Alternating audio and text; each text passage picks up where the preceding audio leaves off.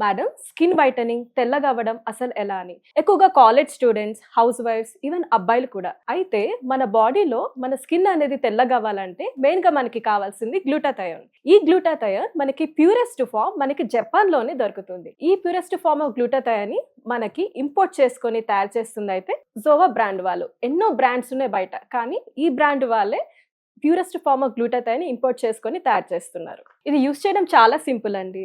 రాత్రి పడుకునే ముందు ఒక గ్లాస్ ఆఫ్ వాటర్ ఒక టాబ్లెట్ వేసి అది మెల్ట్ అయిపోగానే తాగడమే.